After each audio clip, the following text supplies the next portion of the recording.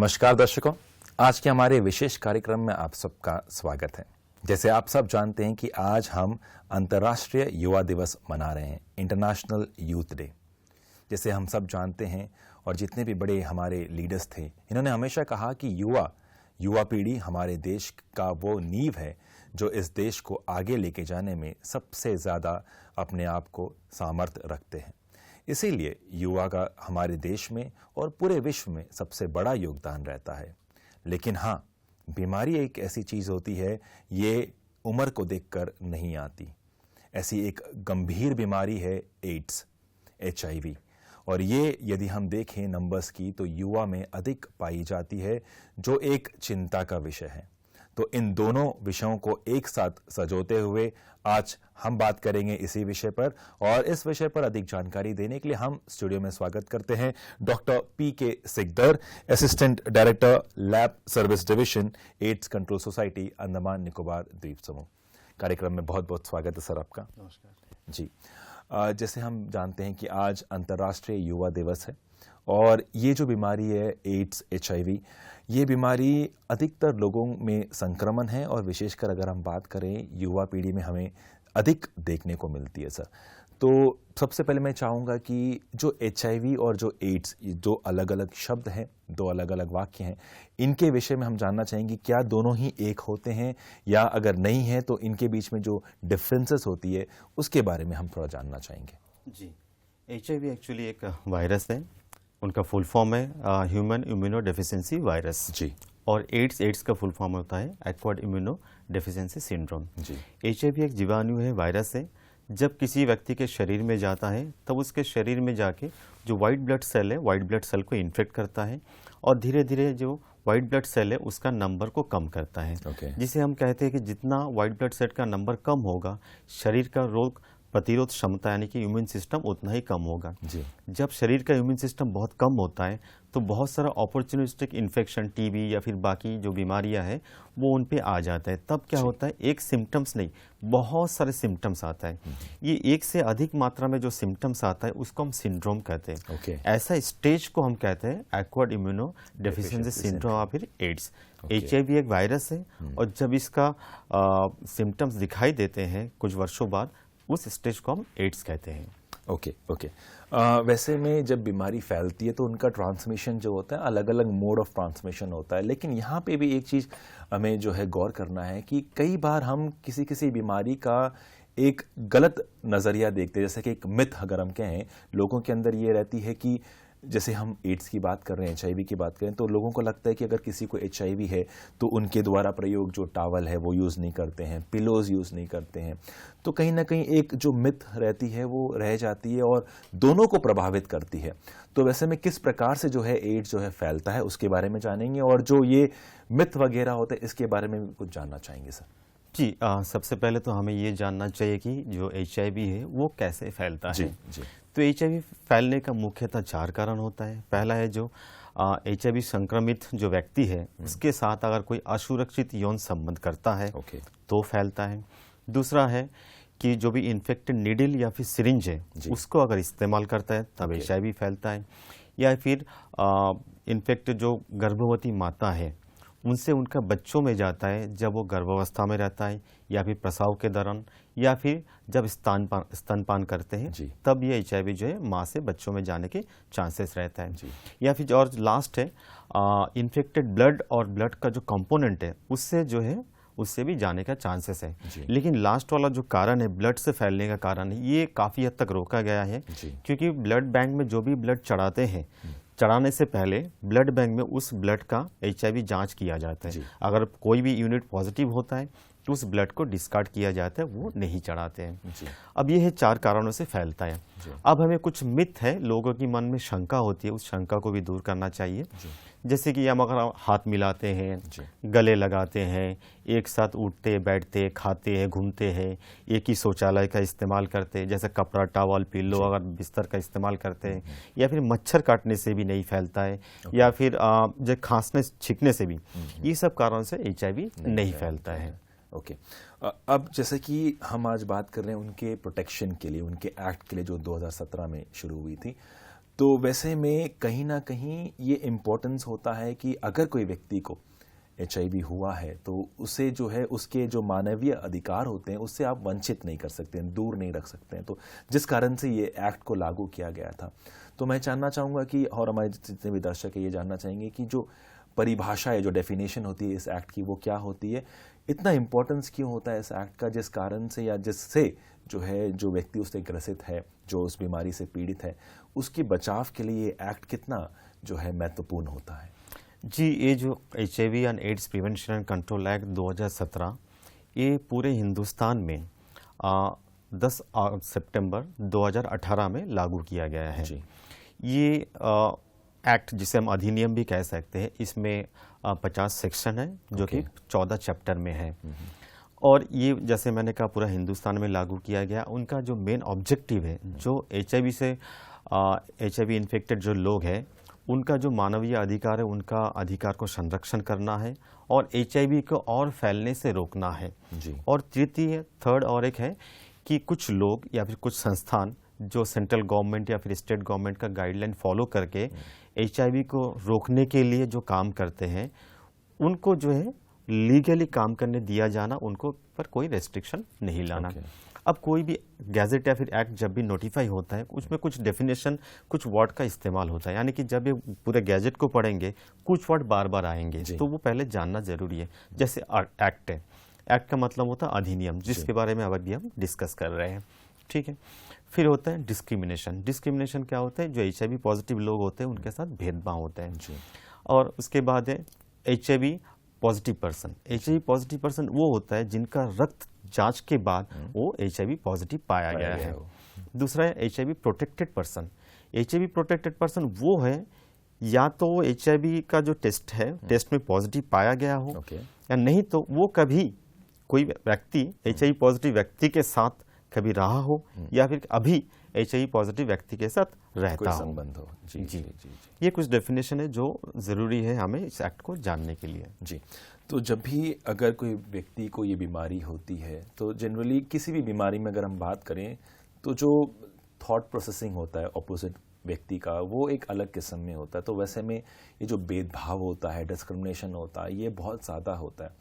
तो वैसे में वो व्यक्ति जिसमें ये बीमारी है, तो हो सकता है कि दूसरे व्यक्ति में भी बीमारी कल आ सके, लेकिन जब ये व्यक्ति को ये बीमारी होती है तो कई बार ये होता है कि उसे जो है सोसाइटी से अलग किया जाता है, परिवार से इवन अलग कर दिया जाता है, डिस्क्रिमिनेशन उनके बीच में किया जाता है। तो कहीं ना कहीं ये जो है उनके मानसिक जो स्थिति होती है उसमें भी प्रभाव डालती है, विशेषकर जब वो कोई काम करना चाहते हैं या फिर अपने आप को समुदाय में आगे बढ़ाना चाहते हैं, तो कहीं ना कहीं उसमें भी उनको जो है परेशानियों का सामना करना पड़ता है। तो जो डिस्क्रिमिनेशन है वो इस एक्ट के अंतर्गत किस प्रकार उस व्यक्ति की बचाव करती है, जिससे वो व्यक्ति जो है एक सामान्य तौर पे, जो एक सामान्य व्यक्ति अपना जीवन बिताता है, अपना काम काज करता है, उस प्रकार अपना काम काज करे। तो इस एक्ट के अंतर्गत जो डिस्क्रिमिनेशन की अगर हम चैप्टर की बात करें, कितना इम्पोर्टेंट होता है? जी, सबसे इम्पोर्टेंट, इस पूरे एक्ट में सबसे इम्पोर्टेंट यही चैप्टर है। तो इसमें क्या होता है, जब भी कोई HIV इन्फेक्टेड होता है तो समाज में क्या होता है, उसके प्रति एक स्टिग्मा, वो पहले तो वो व्यक्ति जो HIV पॉजिटिव होता है खुद स्टिग्मेटाइज होता है जी, और वो सोचते हैं कि समाज मुझसे भेदभाव करेगा। ये खुद क्या करता है, खुद समाज से अपने आप को दूर रखता है। और कभी कभी ऐसा होता है कि समाज उससे दूर रहता है, जिसे हम डिस्क्रिमिनेशन कहते हैं, भेदभाव कहते हैं। तो मेरा यहाँ कहना है कि इस एक्ट के तहत जैसे हम और आप, हमारा जो मौलिक अधिकार है, अधिकार को हम अपने राइट को एंजॉय करते हैं, उसी तरह जो HIV इन्फेक्टेड लोग हैं उनका भी सिमिलर राइट है।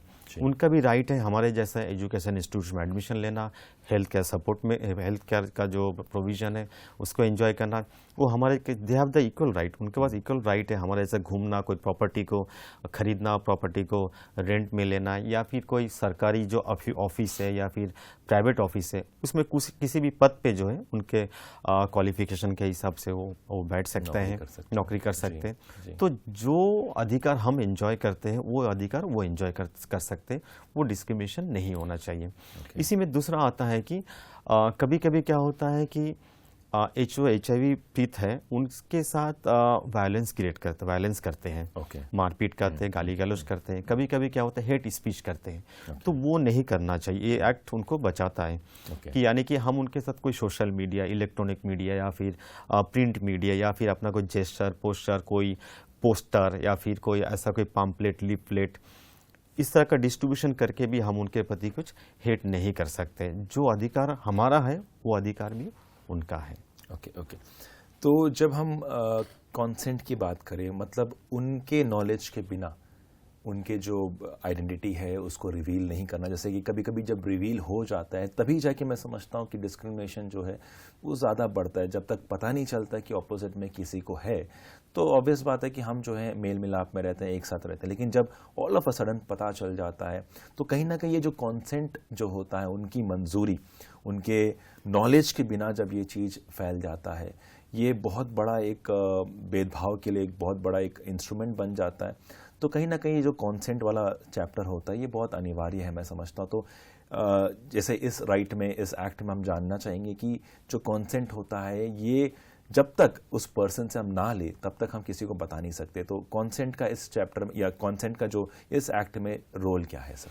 ये कंसेंट बहुत ही इंपॉर्टेंट है। कंसेंट अब इसे हम इन्फॉर्म कंसेंट कहते हैं। ओके। इन्फॉर्म कंसेंट का मतलब होता है हमारे पास, हमारे ICTC में जो भी क्लाइंट आते हैं, टेस्टिंग के लिए आते हैं, HIV टेस्टिंग के लिए आते हैं या फिर दूसरा कोई टेस्टिंग के लिए आते हैं, तब उन्हें हमारे जो काउंसलर उनको बताते हैं कि आपका जो रक्त लिया जा रहा है ये HIV टेस्टिंग के लिए बताया जाता है। उनको समझाया जाता है कि HIV के प्रॉन्स एंड कॉन्स के बारे में बताया जाता है और उसके बाद उनके परमिशन लिया जाता है कि हम आपका HIV टेस्ट कर सकते हैं। जब वो कंसेंट देते, परमिशन देते हैं, तभी उनका HIV टेस्ट किया जाता है। और एक काउंसलिंग के दौरान हम उनको ये बताते हैं उनका जो निजी जानकारी है, जिसका हम पर्सनल इन्फॉर्मेशन कहते हैं, पर्सनल आइडेंटिटी कहते हैं, वो हम कॉन्फिडेंस में रखते हैं, वो किसी को रिवील नहीं करते, नहीं करेंगे। ये हम उनको, क्लाइंट को बताते हैं, बता के उनको कॉन्फिडेंस में लेते हैं। उसी के बाद ही जो है वो कंसेंट देते हैं, क्योंकि उनको लगता है कि समाज में कहीं पे लोगों को पता चल जाएगा, भेदभाव होगा, इसीलिए वो काफ़ी बार होता है टेस्ट करने के लिए नहीं आते। तब उनको हम बताते हैं कि हम आपका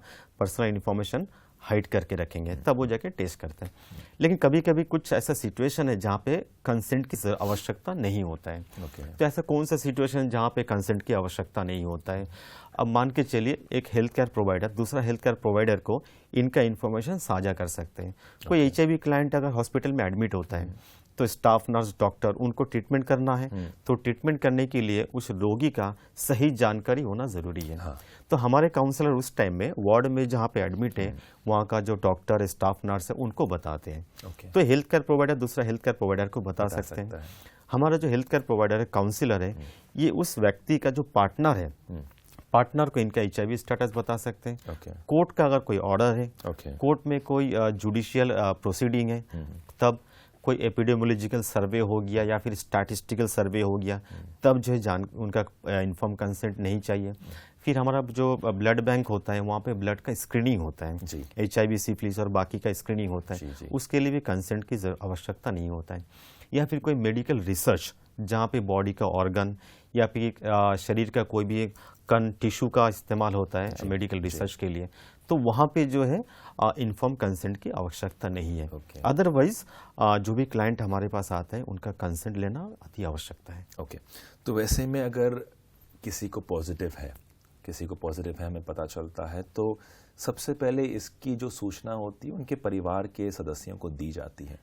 तो वैसे में किनको दे सकते हैं आप, परिवार के सदस्यों में किनको दे सकते हैं और कब और किस कारण से आप दे सकते हैं? क्योंकि जैसे आपने कहा कि डिस्क्लोज कभी कर सकते हैं और कभी कभी नहीं करना है, जहाँ पे करना है वहाँ पे आवश्यक बनता है क्योंकि ट्रीटमेंट वगैरह उनका चलेगा। तो डिस्क्लोज अगर हमें करना है, अगर कोई पॉजिटिव है, तो उनके परिवार के सदस्यों को सबसे पहले बताया जाएगा। हस्बैंड है तो शायद वाइफ, और वाइफ है तो शायद हस्बैंड को। तो वैसे में कब और किसके द्वारा ये जो इन्फॉर्मेशन है या ये जो जानकारी है कि इनको जो है पॉजिटिव है, पाया गया है HIV पॉजिटिव, कब और कैसे और किसको दिया जा सकता है? जैसे कि मैंने पहले ही कहा है कि ये कॉन्फिडेंशियलिटी को हम बहुत ज़्यादा महत्व देते हैं यहाँ पे। तो जो HIV संक्रमित व्यक्ति है उनके पार्टनर को जानकारी दे सकते हैं हमारा जो काउंसलर है वही दे सकते हैं, या फिर जो मेडिकल ऑफिसर है, ICTC मेडिकल ऑफिसर या फिर ART का जो मेडिकल ऑफिसर है वही जानकारी दे सकते हैं उनके पार्टनर को। लेकिन जो HIV इन्फेक्टेड पर्सन है उनके रजामंदी के साथ ही हम दे सकते हैं या फिर उनके सामने उनका पार्टनर को बता सकते हैं। अदरवाइज कोई तीसरा व्यक्ति जो है उनका पार्टनर को इन्फॉर्म नहीं कर सकते। लेकिन यहाँ पे जैसे आपने सवाल है, कब कभी कभी ऐसा होता है कि अब बताना चाहिए, कब नहीं बताना चाहिए। जैसे हमारा काउंसलर होते हैं, बहुत ही अनुभवी होता है, दे आर ट्रेंड, वो 15-20 साल से काम करते हैं, उनको पता है कौन सा सिचुएशन में इन्फॉर्मेशन देना या नहीं देना। जैसे कि एग्जांपल बताते हैं, कभी कभी क्या होता है, अगर हमारा काउंसलर को लगता है कि एक महिला जो HIV पॉजिटिव है और उनका पार्टनर को हम अगर इनका स्टेटस बता दें, हो सकता है उनका पार्टनर इनके ऊपर फिजिकली अब्यूज करे, इनके बच्चे के ऊपर, इनका परिवार, रिश्तेदारों के ऊपर कुछ वायलेंस या फिर एलिगेशन लगाए। तो ऐसा सिचुएशन में हमारा काउंसलर बहुत ही धैर्य से काम करता है, वो टाइम लेता है, टाइम लेके सही समय का इंतजार करता है, करके उनका पार्टनर को इन्फॉर्मेशन देते हैं। जी, क्योंकि पॉसिबिलिटी ये भी हो सकती है कि मे बी आने वाले समय में जब उन्हें पता चल जाता है कि उनके पार्टनर को ऐसा, तो शायद ऐसा भी हो सकता है कि जो उनके पारिवारिक संबंध है या उनको जो फैमिली इश्यूज है उसमें वो उनको छोड़ के चले भी जाते हैं। ऐसा भी पॉसिबिलिटी हो सकता है। जी, ऐसा पॉसिबिलिटी होता है। कभी कभी क्या होता है, किसी के मल्टीपल पार्टनर्स भी होता है, एक्स्ट्रा मैरिटल अफेयर्स भी होता है। तो ऐसा सिचुएशन में हमारे काउंसलर को काफ़ी सीटिंग जो है वो क्लाइंट के साथ बैठ के डिस्कस करना होता है। 2-3 सीटिंग में जो है हमारा जो HIV पॉजिटिव क्लाइंट है वो खुल के बात करते हैं। खुल के बात करने के बाद, सारे सिचुएशन के एनालाइज करने के बाद हमारा काउंसलर तय करता है कि कब किस समय पे उनके पार्टनर को बताना है, ताकि हमारा जो HIV क्लाइंट है इनके ऊपर कोई वायलेंस या फिर दूसरा कुछ इशू ना आए। तो जब ये सब चलता जा रहा है, लेकिन कहीं ना कहीं उनको किसी चीज़ की आवश्यकता होती है, नीड्स बढ़ते हैं, मतलब मेडिसिन हो गया या केयर हो गया या फिर काउंसलिंग हो गया, कई सारी चीज़, जिसको अगर मैं एक शब्द में कहूँ तो मैं कह सकता हूँ कि वेलफेयर की आवश्यकता होती है। तो कहीं ना कहीं स्टेट गवर्नमेंट और सेंट्रल गवर्नमेंट दोनों का बहुत बड़ा योगदान होता है। जैसे हम जानते हैं कि ये जो बीमारी है HIV पूरे विश्व भर में सबसे ज़्यादा एक पाई जानी बीमारी है, और जैसे हम पहले भी हमने कहा कि युवा पीढ़ी में ये ज़्यादा पाई जाती है बिकॉज ऑफ अनप्रोटेक्टेड सेक्स हो गया या फिर मल्टीपल सेक्स पार्टनर्स हो गए या फिर एक्स्ट्रा मैरिटल अफेयर्स हो गए वगैरह वगैरह। तो वैसे में जो वेलफेयर होती है, जो स्पेशली उन लोगों तक पहुंचनी चाहिए जिनको ये बीमारी है और उससे उनको जो है बेनिफिट मिल सके, अपने आप को वो सोसाइटी में एक एज अ मेंबर देख सके, आगे आने वाले समय में वो अपने आप को एक एज अ प्रॉपर सिटीजन देख सके, एक ऐसा सिटीजन जो देश की तरक्की में और अपने सोसाइटी की तरक्की में अपने आप को योगदान दे सके। तो वैसे में जो वेलफेयर की अगर हम बात करें तो स्टेट और सेंट्रल की ओर से जो वेलफेयर मिल रहे हैं या जो दिए जा रहे हैं उसके विषय में थोड़ा जानना चाहेंगे। जी, जो सेंट्रल गवर्नमेंट है या फिर स्टेट गवर्नमेंट है, इनका बहुत सारा वेलफेयर सिस्टम, वेलफेयर मेजर है। वेलफेयर मेजर में सबसे पहले आता है जो स्टेट गवर्नमेंट या फिर सेंट्रल गवर्नमेंट होता है, उनको फॉर्मुलेट करना पड़ता है IC प्रोग्राम, यानी कि इंफॉर्मेशन एजुकेशन कम्युनिकेशन। लोगों को अवेयरनेस क्रिएट करना है।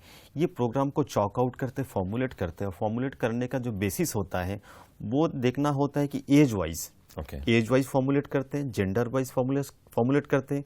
जो इन्फॉर्मेशन फैलाएंगे, लोगों को देंगे, वो नॉन स्टिग्मेटाइज होना चाहिए और वो नॉन डिस्क्रिमिनेटरी होना चाहिए। ये पहला है। फिर दूसरा है कि एक चाइल्ड वेलफेयर कमेटी है। तो इसमें क्या होता है, बच्चों का जो प्रॉपर्टी राइट है, मान के चलिए किसी भी घर में माँ बाप HIV पॉजिटिव है या फिर कोई एक पेरेंट पॉजिटिव है, वो घर से बाहर नहीं जा सकते हैं। ठीक है, तो उनका जो प्रॉपर्टी है, उनका प्रॉपर्टी का जो ओरिजिनल डॉक्यूमेंट है, वो डॉक्यूमेंट को वो बच्चा अपने कोई लोकल गार्जियन, अपना कोई गार्जियन के साथ या फिर कोई NGO जो HIV के रिलेटेड काम करते हैं उनके साथ उनका प्रॉपर्टी का ओरिजिनल कागजात को लेके चाइल्ड वेलफेयर कमेटी में जाके जमा कर सकते हैं। तो ये बच्चा जब 18 साल के उम्र से पार हो जाता है, तब ये बच्चा जाके चाइल्ड वेलफेयर कमेटी में जाके जो है अपना डॉक्यूमेंट लेके आ सकते हैं टू सेफगार्ड देयर प्रॉपर्टी। ये एक है। दूसरा वेलफेयर मेजर में ये है कि मान के चलिए कि जैसे इस सिचुएशन हो गया, घर में पेरेंट जो है HIV पॉजिटिव है, वो बिस्तर में है, जा नहीं सकते। घर में और भी छोटे बच्चे हैं। ये छोटे बच्चों कहीं पे स्कूल में एडमिशन लेना, मेडिकल फैसिलिटी लेना, इंश्योरेंस, बैंक में खाता खोलना या फिर कई प्रॉपर्टी के कामों में गार्जियन की सिग्नेचर चाहिए, तो उनके पेरेंट्स तो आ नहीं सकते।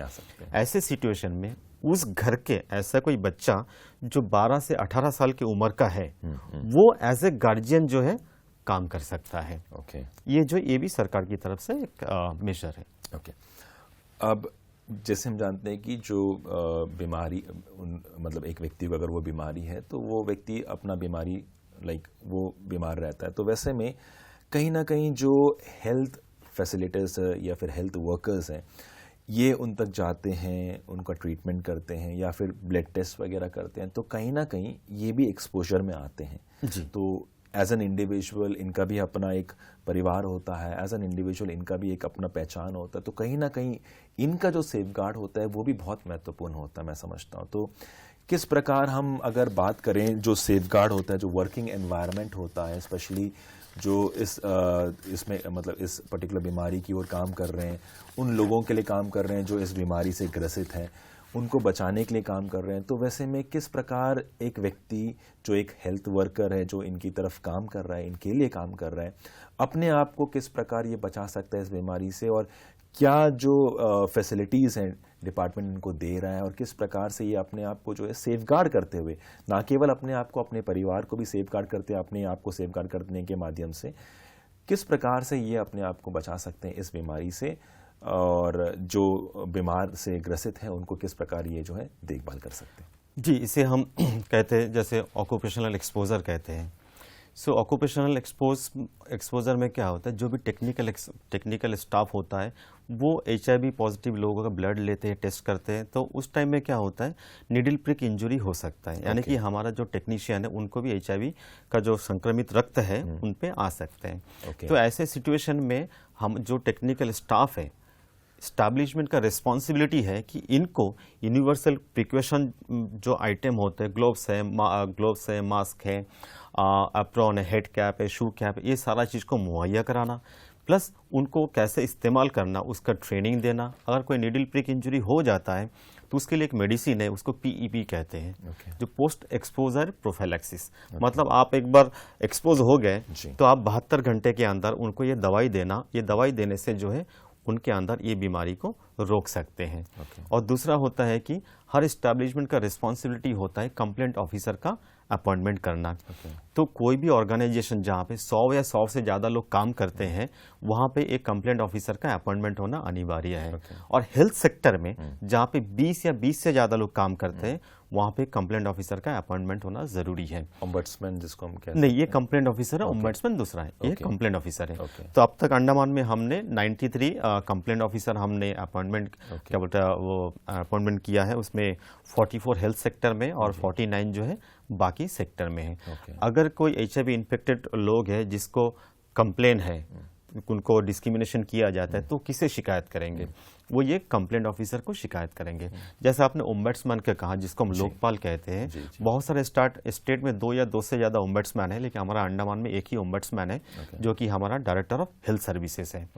तो जो ओम्बड्समैन है वो उनका काम होता है, जो भी शिकायत आता है उनका निवारण करना है, 30 दिन के अंदर निवारण करना है।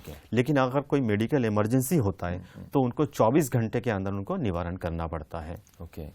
और ओम्बड्समैन कुछ सजा का प्रावधान भी है जो ओम्बड्समैन दे सकता है।